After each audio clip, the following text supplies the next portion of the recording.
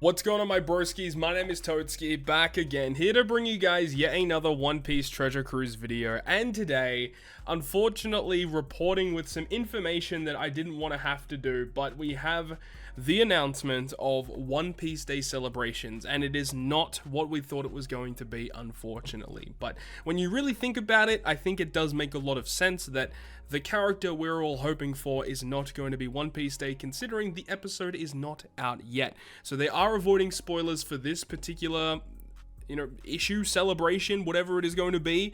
So I guess we can kind of surmise a pretty fair idea as to when a character such as that should arrive.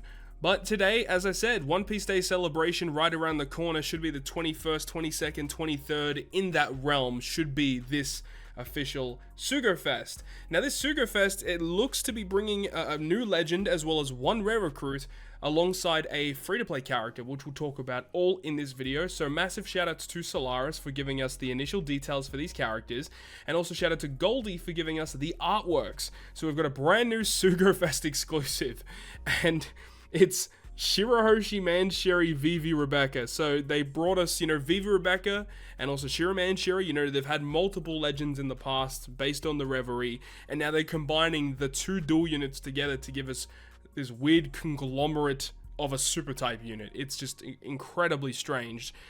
Look, the thing is during this whole OPTC Girls celebration, we hadn't actually received these characters yet, which is why I kind of thought that potentially Shira Man or Vivi Rebecca would actually be the Super Evolution character this month. Lo and behold, they're just going to give us brand new versions of them for One Piece Day. A little bit bizarre.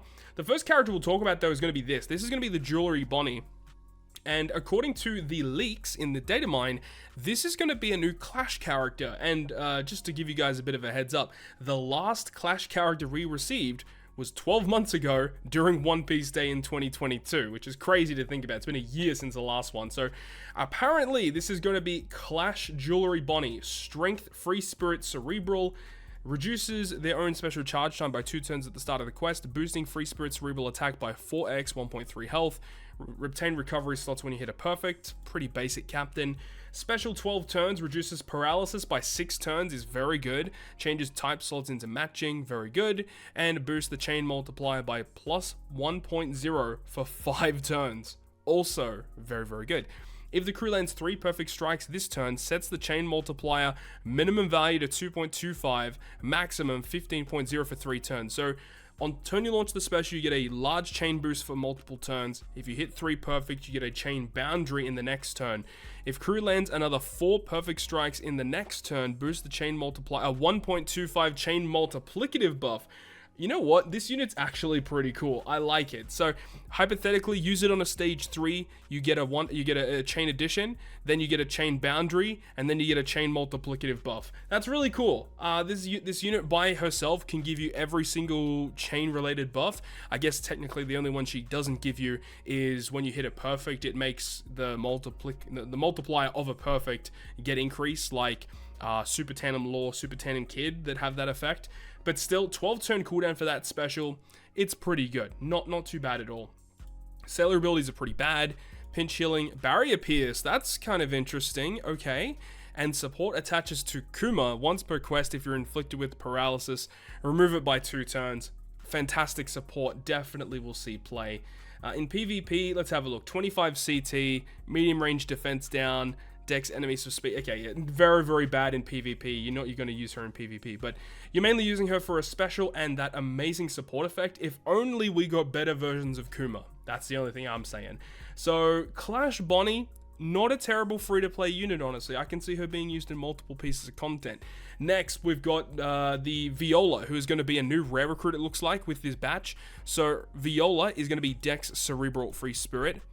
Captain ability doesn't really matter for generic rare recruits, but special displays enemy status, which a lot of Viola characters have that, where you can view the enemy stats like their HP, their defense, their attack value, whether or not they have a death hit or anything like that. So that's pretty cool. Also changes block slots to rainbow, pretty cool.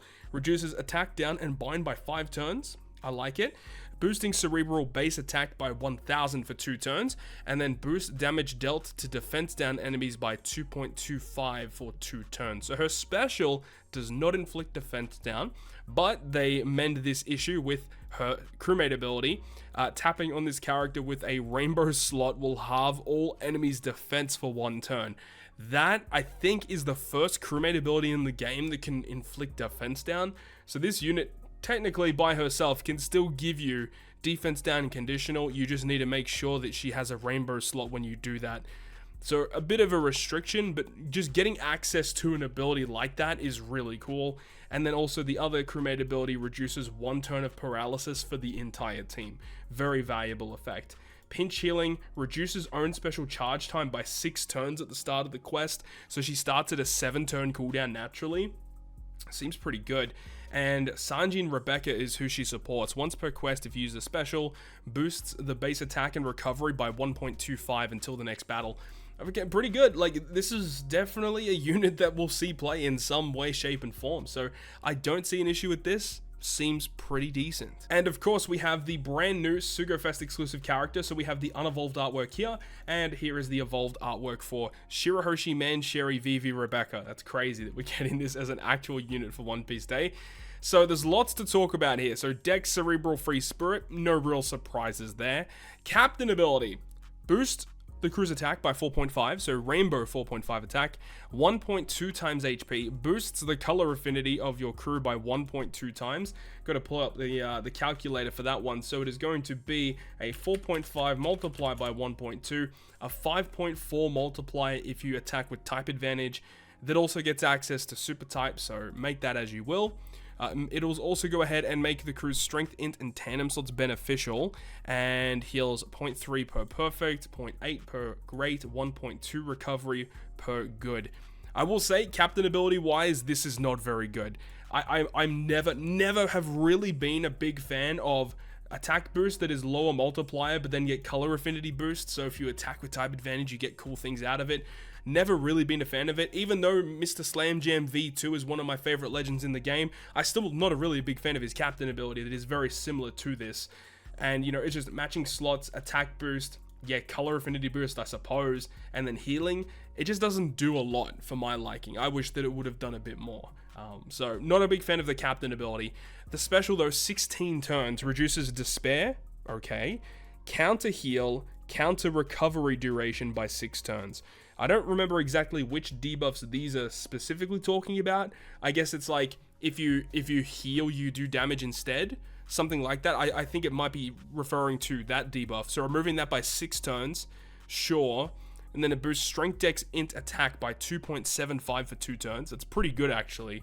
And then boosts cerebral orbs by 2.75 for 2 turns. Okay, wow. So if they're strength, dex, or int, as well as being cerebral, 2.75 attack and orb boost, it's pretty strong actually to get those buffs with one special. Then if this character's slot is a rainbow slot when you launch the special, extends the duration of damage boosting effects by 1 turn. Now, again, the wording on this is kind of weird. I assume this refers to conditional boosts because usually when the game states damage boosting effects, it does refer to conditional boosts. So I assume that's the case. I don't think it's going to be... But then again, if it does actually extend the attack and orb boost of this character special to make it 3 turns, that would be amazing. Not expecting that though. And then it changes the attack multiplier of rainbow slots to 2.75. Dude, what the heck? For 3 turns? And changes her own slot to tandem, ignoring inability to change rainbow slots. Okay, that's just silly. This is just silly. Like, what the hell?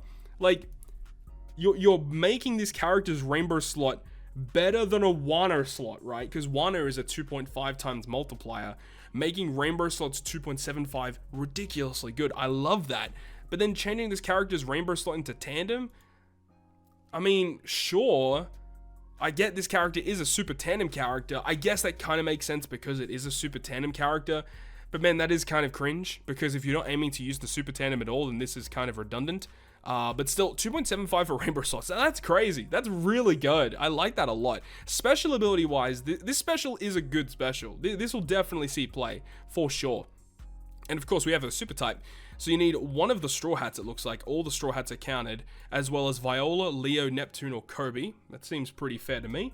And the Super Type will change the top and bottom row slots to Rainbow. Seems good.